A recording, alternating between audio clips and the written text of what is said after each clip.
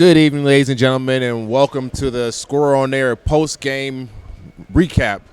I'm Will Ward with Andy Evans, and we're here at the Covelli Center where we just witnessed number 1 seed Carmen's Crew upset by number 5, the Money Team. Andy, what did you see out there?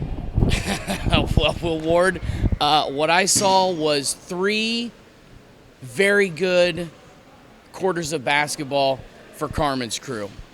And I saw 1 excellent quarter of basketball from the Money Team.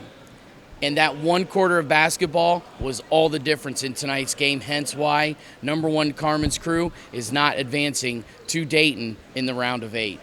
Like you said, for the first 3 quarters, it seemed like everything was going Carmen's Crew's way. You had the fans that were behind you. The players were just knocking down everything that they was putting up. And it seemed like everything was going right. But here comes the 4th quarter, and the Money Team said, we're not going anywhere. We're here to continue to play. And 4th quarter, 27-13, a huge lead that they just let go.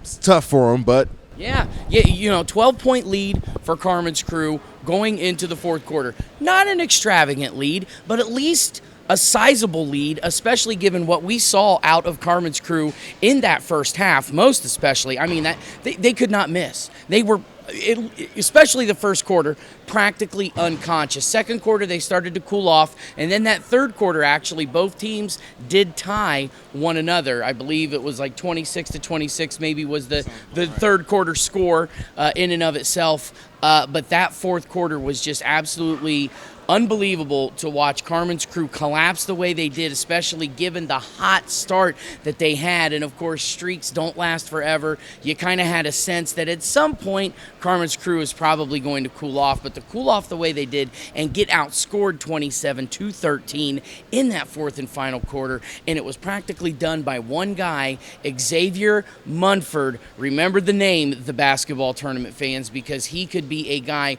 to look out for moving forward. But that 4th quarter was all it took for Carmen's Crew to completely collapse. And now, like I said, we're not seeing them move on to the round of 8. I think that collapse had a little bit to do with the loss of William Buford, who went down in the 3rd quarter, or it may have been somewhere around there. Yeah. Don't quote me on it right now. Yeah. But that loss definitely impacted the team a little bit. You've seen like the morale just started to deflate a little bit. Some of those shots that were getting knocked down in the first 3 quarters just weren't coming alive in the 4th quarter. So unfortunately here, for the Carmen's Crew and the Buckeye fans, it's not going to happen for them this year. And good luck to the Money Team as they're going to go on to play Saturday against the Blue Collar in Dayton this Saturday, 9 o'clock. Blue Collar U. How about that? You've got the 5th seeded Money Team. Of course, a guy like Pretty Boy Floyd Mayweather must be happy because he is, of course, the backer, the GM of the Money Team. And then you've got your guys from Buffalo, the Buffalo Bulls, in the 6th seed. So the number 5 and number 6 seed are now going to battle it out here from the Columbus region for a shot to go to the Final Four in the basketball tournament. So, yeah, absolutely. Hats off to them.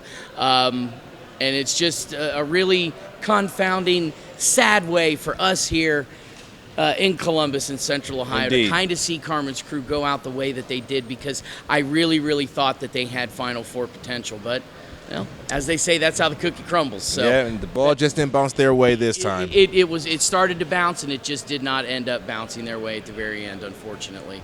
Just bounced right out of the tournament, the Carmen's Crew. But that's all we have right here. Here at the Covelli Center again.